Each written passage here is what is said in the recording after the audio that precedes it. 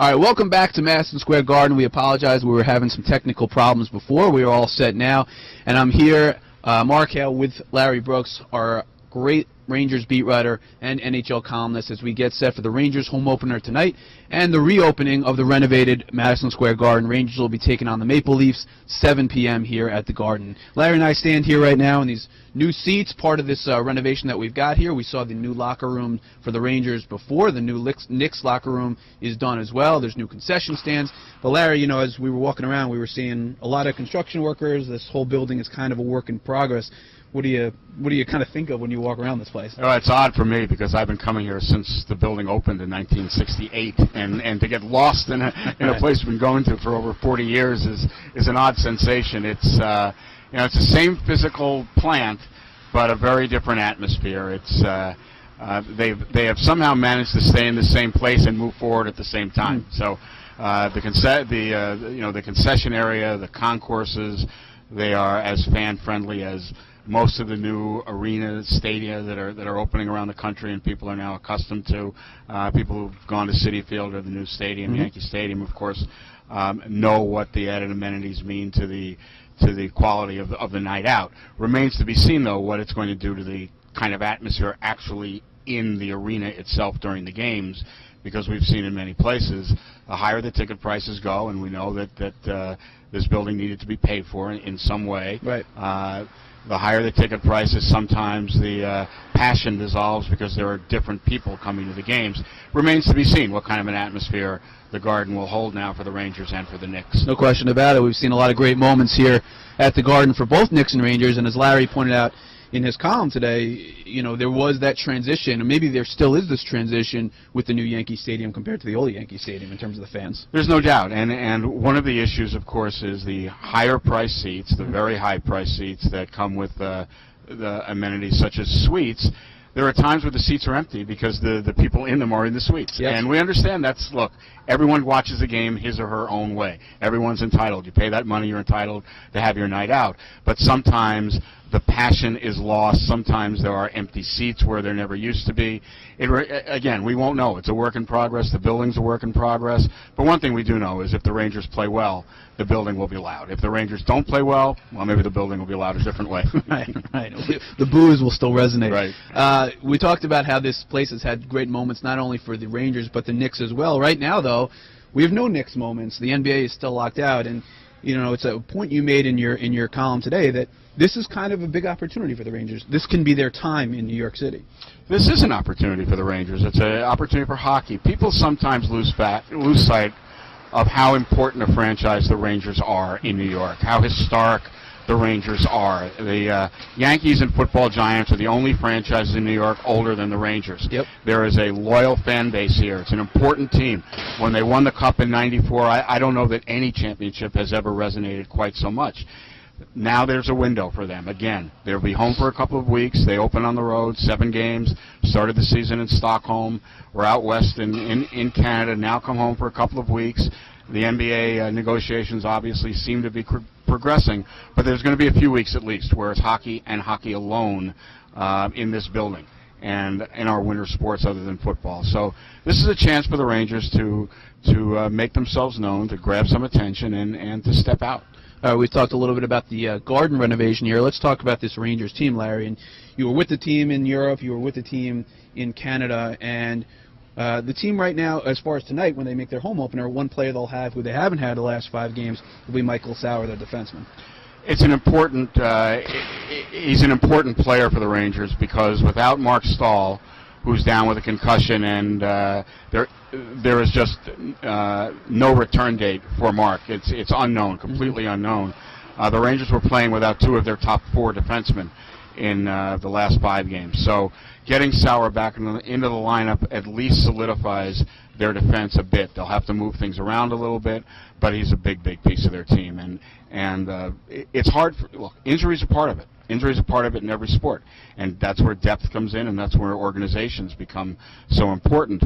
But any NHL team essentially opening the season without 2 of their top 4 defensemen are going to be scrambling, and that's why, as even given as poorly or as inconsistently as the Rangers have played as a team, for them to come back here with a 3-2-2 record in 7 games is pretty impressive. Most of that's the goaltending, but they've still managed to win games.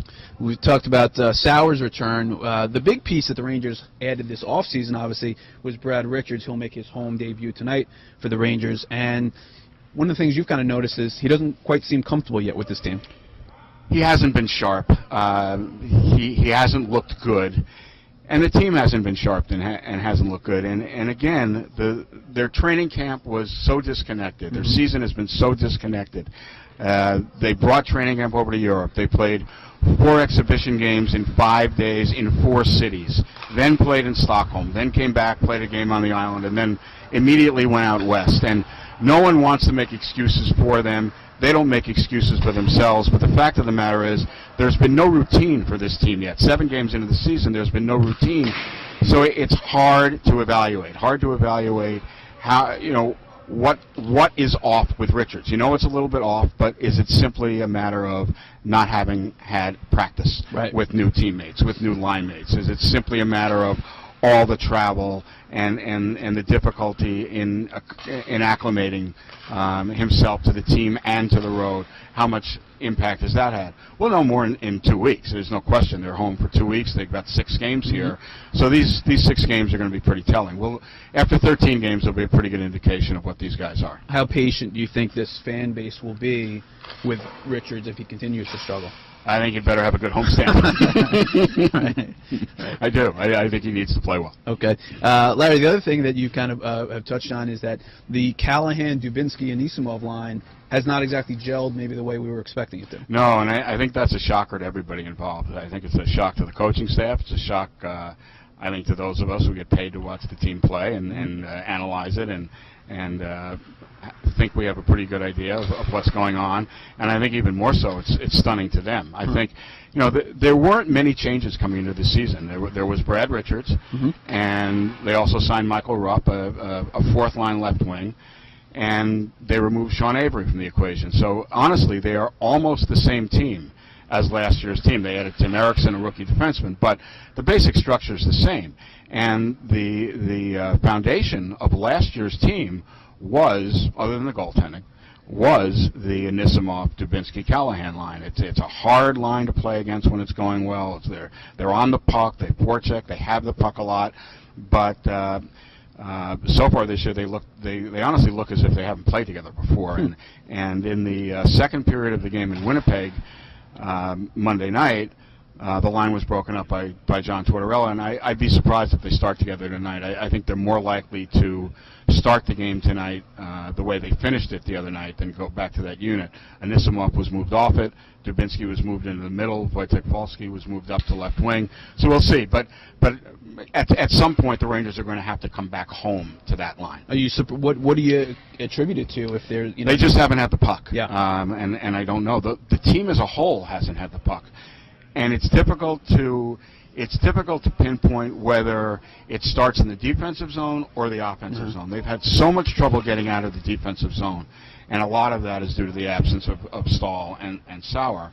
But they've had so much trouble getting out of the defensive zone that once they do, they're scrambling. They're going for a line change, so they dump the puck in. They're changing lines. They can't get any forecheck pressure. Now, when they do get the puck in, they're getting beaten on battles. They're not winning the one-on-ones. They're not creating 2-on-1 battles to win them. So where does it start? Where does it finish? I'm not sure. But this is a team that hasn't yet established itself as a hard forecheck, puck possession, grinding team, which is exactly what they were last year. Last year I called them the black and blue shirts because that was their game. We haven't seen that yet this year. And again, it's just so difficult to evaluate. Is there something missing from the team, or was it simply a function of this murderous schedule? Let's talk a little bit about tonight's opponent, the Toronto Maple Leafs, and off to a pretty good start. They're 5-2-1, although they started 3-0, so they've cooled off a little bit here. What do you see out of them as they come into the Garden tonight? They skate well and they've got talent, and one thing, a Brian Burke team, he's the GM, is always going to play with some sandpaper. They're always going to have an edge to them. They like to push the pace, and they've got a player named Phil Kessel who is a chronic underachiever throughout his NHL career. Everyone knows it, The Maple Leafs made a trade. They gave up an awful lot for him a couple of years ago. He's been a major disappointment in Toronto, though he's scored some goals. But he's come out of the gate right now. He's got 9 goals. He's playing more responsible hockey without the puck. And if they get Phil Kessel playing at that level, they're a different team. They're a tough team. They have goaltending issues. One of their goaltenders is hurt, and of course that's the great edge the Rangers bring into almost every game with Henrik Lundqvist, and so that'll be their edge again tonight. We'll see Toronto tonight, obviously, here for the Rangers home opener, and also the Garden opener here, the renovated Garden, part of an $850 million renovation. Stage 1 is going to be implemented tonight with the new seats, with the new concessions, with the new locker room. We'll obviously have a lot more with the Rangers and with Larry during the season, so check back to NY Post all the time. You can follow Larry on Twitter at NYP_Brooksy, and obviously check out the coverage tomorrow in the New York Post. For Larry, I'm Mark Hale. Thanks for watching.